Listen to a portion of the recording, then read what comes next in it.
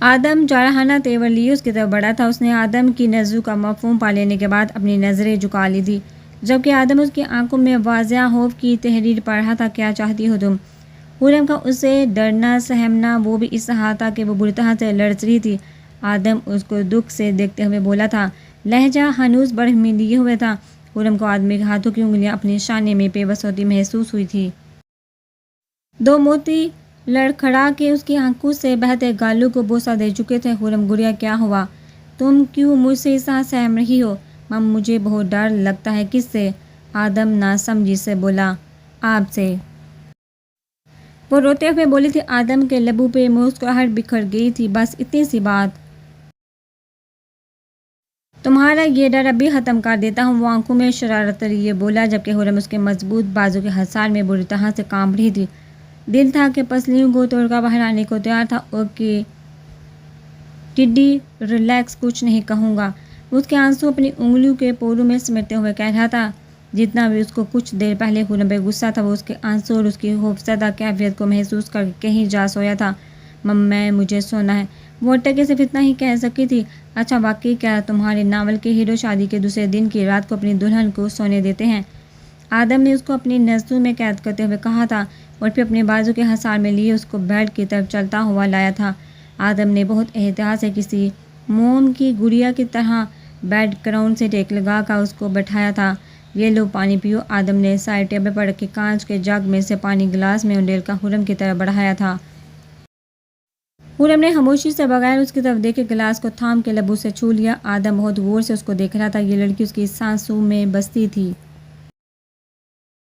اس کی روح کی مکین تھی۔ وہ اس کو جنون کی حد تک چاہتا تھا، مگر نہ جانے کیا وجہ تھی کہ جو وہ اس سے خوفزدہ رہنے لگی تھی، اس کو دیکھ کے خود میں سمٹنے لگی تھی، اس سے حتی الامکان چھپنے کی کوشش کرتی۔ یہ سب چیزیں آدم کو بہت تکلیف دینے لگی تھی۔ اس نے خالی گلاس کو لے کر واپس سائڈ ٹیبل پر رکھا تھا اور خود اس کے پاس ہی براجمان ہو گیا تھا۔ چہرے پر آئی اٹکھیلیاں کرتی لٹو کو اپنے ہاتھ کی انگلیوں سے اس کے کان کے پیچھے کیا تھا۔ حورم نے جھرجھری سی لے کر اپنا چہرہ پیچھے کی طرف ہٹایا تھا۔ آدم کا دہکتا لمس اس کے پورے وجود میں سنسناہٹ بخش گیا تھا۔ ان آوارہ لٹو کو کوئی حق حاصل نہیں تمہیں چھونے کا، کوئی جواز نہیں تمہارے چہرے کو محسوس کرنے کا، تمہیں محسوس اور چھونے کا استحقاق صرف میں رکھتا ہوں۔ مجھے یہ اپنی رقیب محسوس ہو رہی ہے۔ آدم کے لہجے میں قطعیت تھی، پر یہ تو خود ہی آ جاتی ہے میرے چہرے پہ۔ حورم کے منہ سے ویسا آتا نکلا تھا، تو ان کو اچھی طرح بتا دو کہ ان پہ اور تمہارے پورے وجود کے ایک ایک روئے پر صرف اور صرف میرا حق ہے۔ وہ کہتے ہوئے حورم کے بہت محبت سے گردن اور سینے کے درمیان موجود دل کو دیکھ رہا تھا۔ وہ اس کی بے باک نظروں کی تاب نہ لا رہی تھی۔ حورم کے ہاتھ اس کے ہاتھوں میں قید تھے۔ آدم تھوڑا جھکا تھا اور اپنے جائز رشتے کا حق استعمال کرتے ہوئے اس کے دل پر اپنے آگ کی مانند دہکتے لب رکھ دیے تھے، گویا اپنی محبت کی پہلی مہر اس کے وجود پر سب کی تھی۔ اس کی خوشبو کو خود میں اتار رہا تھا، بسا رہا تھا، اپنی روح کو سیراب کر رہا تھا۔ حورم جب کافی دیر تک اس کی وارفتگیوں سے دامن نہ بچا پائی، تو اس نے بزحمت کے طور پر اپنی انگلیوں کے نہن آدم کے ہاتھوں میں بری طرح سے کھوم دیے تھے۔ آدم اس کے اس فعل سے بری طرح سے ایک دفعہ پھر بھڑک اٹھا تھا۔ کیا تمہیں میرا چھونا، تمہارا قریب آنا بہت برا لگتا ہے؟ کیا میں کوئی معیوب کام کر رہا ہوں، یا پھر تم ایک انوکھی لڑکی ہو جو اس مرحلے سے گزر رہی ہو؟ حورم اس کو آتش فشاں کی طرح پھٹ پڑتا دیکھ وحشت زدہ سی ہو گئی تھی۔ تمہیں میری قربت اذیت دیتی ہے، یا پھر میرا لمس تمہیں پسند نہیں؟ وہ داڑا، اس کے باوجود کہ میں تمہارا شوہر ہوں۔ آدم طنزیہ لہجے میں گویا تھا، چہرے پہ ایک دم پتھریلے تاثرات ابھرے تھے جس نے حورم کی جان اندر تک نچوڑ لی تھی۔ آدم اس کے گریز کو محسوس کر کے لہجے میں حد درجہ سرد محل لیے استفسار کر رہا تھا۔ چند لمحوں پہلے کی جذباتیت کا ریلا کسی ہوا کے جھونکے کی طرح گزر چکا تھا۔ میں نے ایسا تو نہیں کہا آپ سے، تو پھر کیا وجہ ہے اس گریز کی؟ وہ برہمی سے بولا۔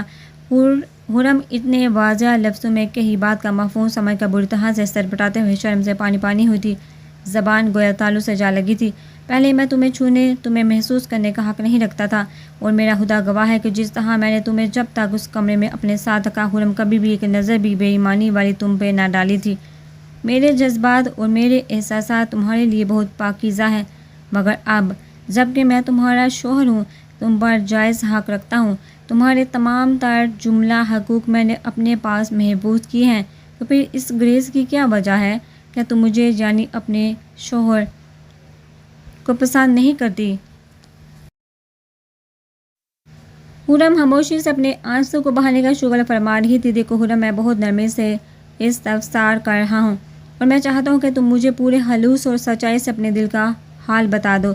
میں بہت ٹپیکل بندہ ہوں، میں بار بار تم سے ایک ہی سوال پر بحث نہیں کرنا چاہتا، اور اگر تم نہیں بتاؤ گی، کوئی ریزن نہیں دو گی، تو پھر میں یہ سمجھوں گا کہ تمہیں مجھ سے جھجک ہے، اور میں اس فضول قسم کی وجہ کو کسی ہاتھ میں نہیں لاؤں گا، اور اس بات پر میں تمہاری مجھ سے یہ ہچکچاہٹ کو دور کرنے میں ایک منٹ نہیں لگاؤں گا، اور اپنا حق استعمال کروں گا، وہ بھی آج رات کو ہی۔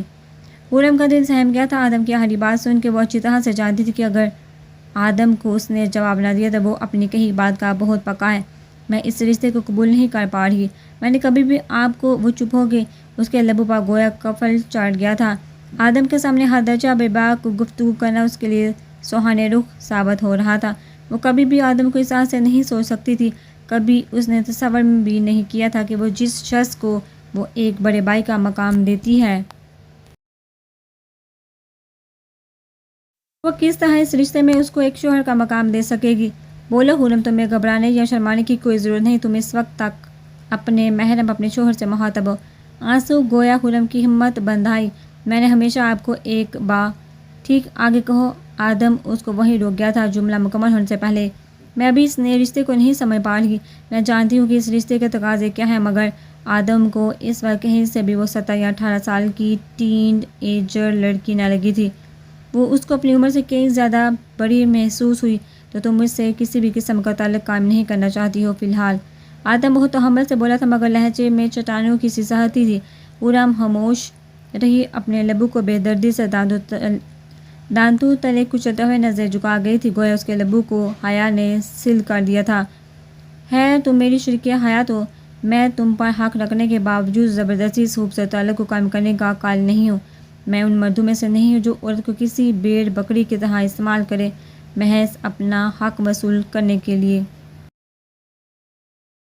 ہاں، مگر ایک بات یاد رکھنا خرم، میں تمہیں وقت ضرور دے رہا ہوں تاکہ تم میرے ساتھ کمفرٹیبل ہو جاؤ، میرے وجود سے تمہیں کسی بھی قسم کی ہچکچاہٹ نہ رہے، لیکن مجھے زیادہ ٹائم برباد کرنے کی عادت نہیں ہے، اس لیے جتنا جلدی ہو سکے خود کو سنبھالو اور حقیقت کو تسلیم کرو۔ پریکٹیکل لائف میں اب تم قدم رکھ چکی ہو۔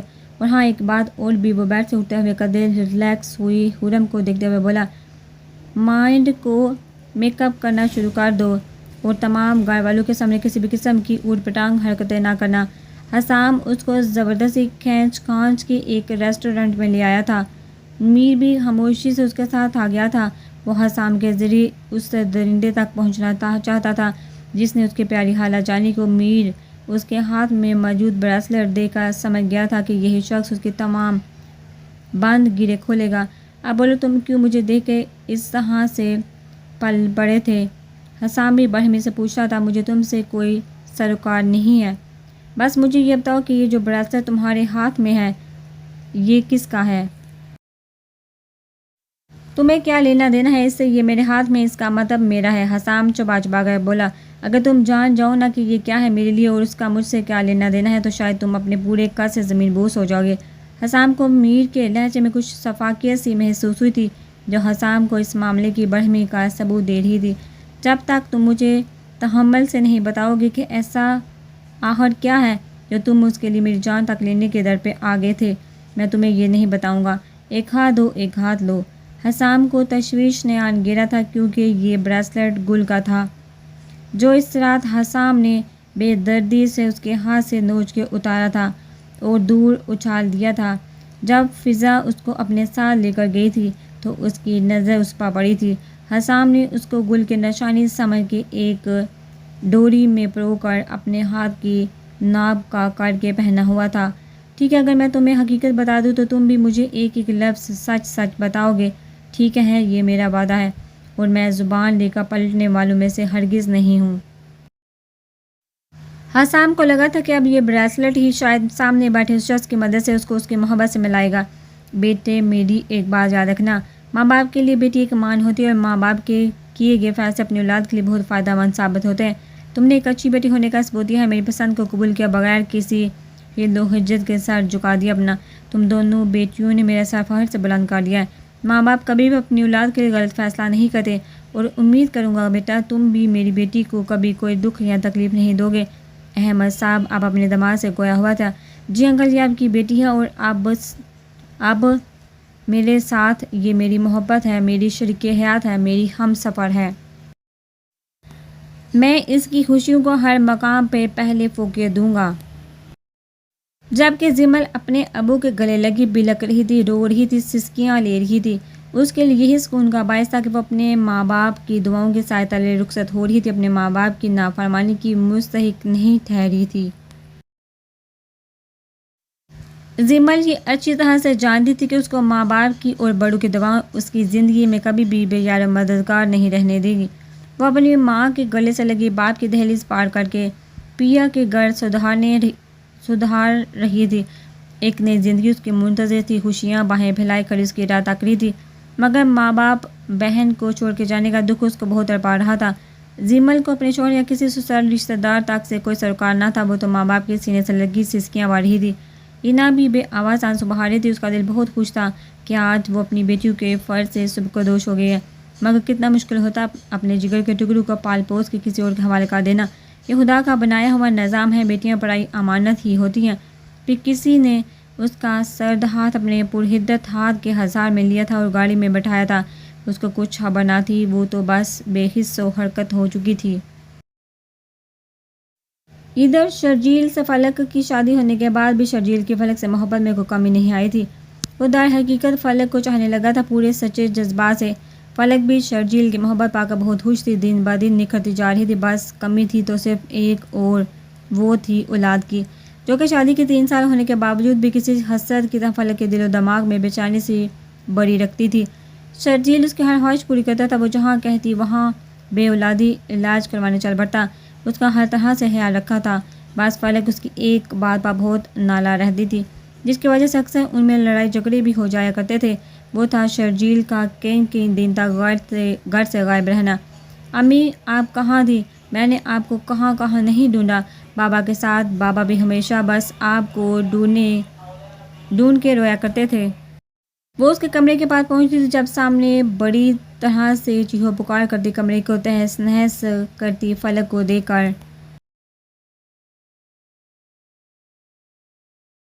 وہ اس کے پاس بھاگتی ہوئی آئی تھی اور اس کے سینے سے جا لگی تھی۔ فلک گمسم سی تھی، بس ایک احساس اس کو پورے وجود میں فرحت بخش رہا تھا، وہ تھا صرف اور صرف ممتا کا۔ گل کی آواز پہ لاؤنج میں سے گزرتے طاہر صاحب ادھر ہی نکل آئے تھے اور تمام تر منظر حیرت سے دنگ ہو کر دیکھ رہے تھے۔ تو گویا زمل نے آج ریڈ کلر کا فرشی شرارہ زیب تن کیا ہوا تھا۔ بیوٹیشین کے ماہرانہ ہاتھوں نے گویا اس کے حسن کو مزید تراشا تھا۔ اس پر تصاد نازک سی جولی نے اس کے روح کو کسی حسین کانچ کی گڑیا میں تبدیل کر لیا تھا۔ طرح طرح کی رسموں کے بعد اس کو کمرے میں لے جا کر بٹھایا گیا تھا۔ وہ سب کے جانے کے بعد کسی میکانکی انداز میں اٹھی تھی، ادھر ادھر نظر دوڑانے کے بعد بلاخر اس کو اپنی مطلوبہ جگہ مل ہی گئی۔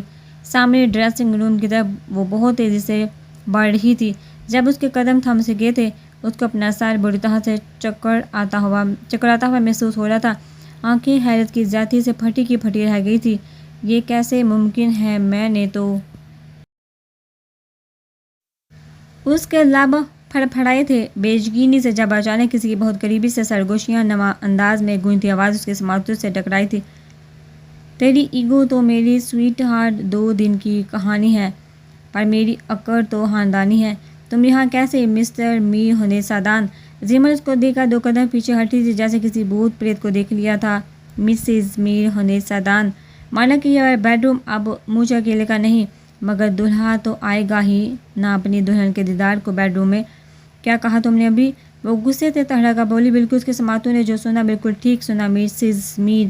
ویسے مجھے نہیں لگتا کہ میں نے آپ کی سماعتوں میں کوئی زہر جام گھول دیا ہو، وہ بہت پرسکون انداز میں بولا، زمل کے ماتھے کی بندیا سے چھیڑ چھاڑ کرتے ہوئے۔ تو اس کا مطلب میری شادی تم سے ہوئی؟ وہ گہرے صدمے سے دوچار ہوئی۔ جس دن وہ زید اور میر کی باتیں سن کر آئی تھی اس دن اس نے یہ فیصلہ کر لیا تھا کہ وہ میر سے کسی صورت بھی شادی نہیں کرے گی۔ زید نے اس کو میر تو کیا خود کی نظروں میں بھی گرا دیا تھا۔ وہ میر حنیت کے ساتھ رہنا تو دور کی بات سر اٹھانے کے قابل بھی نہ رہی تھی۔ وہ جو ہر دم زید کی محبت کے دعوے دار ہوا کرتی تھی، میر کے سامنے اب کیسے اپنی ذات کے لیے آنکھوں میں خود کے لیے تمسخر برداشت کر سکتی تھی۔ اس کی انا پہ گہرا تعزیانہ لگایا تھا ان دونوں نے مل کر۔ اس کی عزت نفس زید نے میر کے آگے بری طرح سے مجروح کر چھوڑی تھی۔ آج وہی شخص اس کے سامنے کھڑا اس کا محرم ہونے کا دعوے دار تھا۔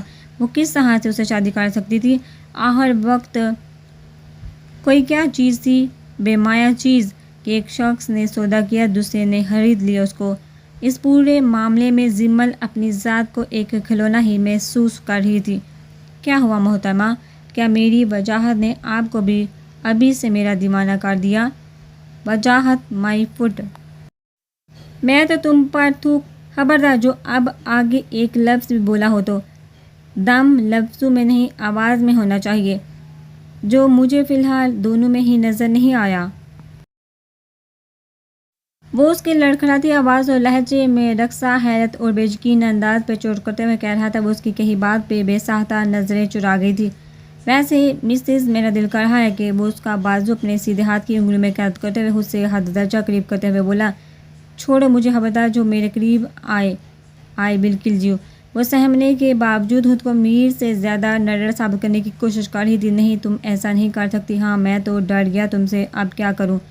میں نے تو تم اپنے سے بہت قریب کر لیا۔ مجھے کیا پتا تھا تم میں کڑکتی ہوئی بجلی موجود ہے جو مجھے کرنٹ لگا کے دور اچھال دے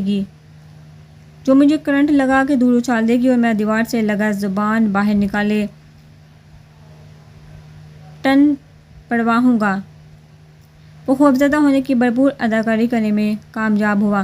ویسے میرا دل کرتا ہے کہ تمہاری زلفوں کی خوشبو کو اپنے نتنوں کے ذریعے پھیپھڑوں تک پہنچاؤ، تمہیں اپنی باہوں میں لے کر اس پورے پھولوں سے سجے کمرے میں گول گول گھماؤ تاکہ تمہیں بیڈ روم میں ہی تارے دکھ جائیں اور میں ان میں سے بہت سارے تارے تمہیں توڑ کر لا کر دوں، اور پھر جب تم ان تاروں کو جمع کرتے ہوئے تھک جاؤ تو میں پھر تم سے اپنے تاروں بڑی سے سجواؤں۔ وہ ایک ادا سے شاعرانہ انداز اپناتے ہوئے بولا تھا، شٹ اپ، میں تمہیں وارن کر رہی ہوں کہ خبردار میرے ساتھ کوئی بھی ایسی ویسی حرکت مت کرنا۔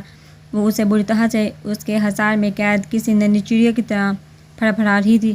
تو تم ہی بتاؤ نا کہ میں نے کیسی حرکتیں کرنی ہیں؟ میر اس کے دوپٹے سے چھیڑ چھاڑ کرتے ہوئے کہہ رہا تھا، تم ہی نے کہا تھا نا کہ رومانس کے لیے ایٹماسفیئر صحیح ہونا بہت ضروری ہے۔ آج مجھے لگ رہا ہے کہ تمہاری یہ تھیوری اتنی غلط بھی نہ تھی۔ میر نے گویا ہوا میں تیر چلایا تھا، محض زمل کو ستانے کے لیے۔ میں نے کب کہا ایسا؟ وہ چنگاری سلگی تھی۔ اس کو یاد نہیں پڑ رہا تھا کہ کبھی میر سے اس کی اس قدر تفصیلی بے باک گفتگو بھی ہوئی تھی۔ وہ پورا منہ کھولے حیرت کی تصویر بنے اس کے مضبوط باہوں کے حصار میں قید تھی۔ وہ خود کو بہادر ثابت کرتے کرتے بھی تھکنے لگی تھی۔ دھڑکنوں میں تلاطم برپا تھا۔ میر کے منہ زور ہوتے جذبات اس کو بھی اپنی لپیٹ میں لے رہے تھے۔ یہ رات، یہ کمرہ، یہ ڈیم لائٹ کینڈل پلس میر کا ساتھ، تمہارا یہ ہوش اربا حسن دلہن کے روپ میں ڈھیلا سراپا، ہائے مجھے تو آج بے موت مار ڈالے گا۔ میر اس وقت زمل کے حد درجہ قریب تھا۔ زمل کی سانسیں تھم سی رہی تھی، وہ دم سادے باز اس کو سن رہی تھی، اس کی قربت میں کسی بن پانی مچھلی کی طرح تھر تھرا رہی تھی۔ آج رات کے لیے میں بھول جانا چاہتا ہوں کہ میں کون ہوں اور تم کون ہو۔ آج صرف میں ہوں اور تم ہو۔ میں تم سے وعدہ کرتا ہوں تمہارے ساتھ کی گئی اپنی ہر غلطی کا ازالہ کر دوں گا۔ اس کے چہرے پر اپنی محبت کی فوار برساتے ہوئے بولا تھا، جبکہ زمل اس کی وار فتویوں کے آگے ہار سی گئی تھی اور اپنا آپ خود سبودگی کے انداز میں میر کو سونپ بیٹھی تھی۔ تو اس کا مطلب گل کے ساتھ جو میں نے کیا وہ جانے انجانے میں اس شخص کا کیا دارا گل نے بھگتا جس کا یہ بریسلٹ ہے، تو گویا مکافات عمل۔ حسام اپنا سر تھامے بیٹھا تھا۔ وہ آج پھر سمندر کی ریت پر بیٹھا اس سے سوال و جواب کرنے میں مصروف تھا۔ اے میرے پروردگار، مجھے معاف کر دے۔ میں نے جو کیا اس کی سزا تو میری بیٹی کو مت دینا۔ اپنی اولاد، اپنی بیٹی کے بارے میں سوچ کے اس کا کلیجہ پھٹ کے باہر آنے کو تھا۔ کاش میں اس وقت کسی کی بیٹی کا خیال کر لیتا، کاش میں سوچ لیتا یہ بھی کسی کی بیٹی ہے۔ وہ بے بسی سے رو رہا تھا۔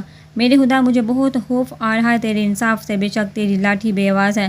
شاید میر کی حالت کے ساتھ زیادتی گل کے باپ نے کی تھی، جس کی سزا اس کی بیٹی کو کوٹھے کی زینت بن کے دنیا میں ملی دردناک انداز میں میرے ذریعے۔ مگر میرے مالک، میری بھی بیٹی اگر ہوئی تو کیا اس کے ساتھ بھی نہیں؟ میرے مالک مجھے معاف کر دے میرے اللہ، تیرے گھر میں اندھیرے نہیں۔ واہ میرے اللہ کی کیا شان ہے! شاید مغفرت عمل اسی کو کہتے ہیں، جیسی کرنی ویسی بنی۔ وہ ریت کے ساتھ خود کو بھی ڈوبتا محسوس کر رہا تھا۔ اگلے دن کی صبح جب خرم کی آنکھ کھلی تو وہ ایک دم بوکھلا کر پیچھے کی طرف کھسک گئی تھی۔ وہ حیرت سے سرخ سی پڑ گئی تھی۔ خرم بڑے مزے سے آدم کے سینے میں دبکی سوئی ہوئی تھی۔ کیا ہوا یار ٹڈی، سر کیوں ہٹا لیا؟ سو جاؤ نا بھی۔ آدم کی خوابناک کا آواز نمودار ہوئی۔ نہیں، میں اب نہیں سو سکتی۔ وہ اتنا ہی کہہ پائی تھی، پھر کچھ لمحوں میں خود کو سنبھال کر دوبارہ سے گویا ہوئی تھی۔ ماما نے کہا ہے آپ ہی کے گھر جانا ہے ناشتہ لے کر، اچھا تم فریش ہو لو۔ یہ کہہ کر وہ دوبارہ سو گیا تھا، جبکہ سمر ڈریسنگ روم کی طرف بڑھ گئی تھی۔ وہ فریش ہو کر وارڈروب کے سامنے کھڑی تھی۔ کیا پہنوں؟ شش و پنج کا شکار تھی۔ تمہارا ڈریس ڈریسنگ روم میں ہے، اگر مناسب لگے تو وہ پہن لو۔ وہ یکدم حیران سی ہوگا آدم کی طرف ایڈیو کے بال گھومی تھی، کیونکہ آدم نے اس کو فری ہینڈ دے دیا تھا۔ کیا ہوا؟ اب یہ ہونکوں کی طرح میری طرف کیوں دیکھ رہی ہو؟ نہیں، کچھ بھی تو نہیں۔ وہ خواب سے جاگتی ڈریسنگ روم میں غائب ہو گئی تھی۔ وہ چینج کر کے باہر آ چکی تھی اور اب ڈریسنگ کے آگے کھڑی اپنے بال سلجھا رہی تھی۔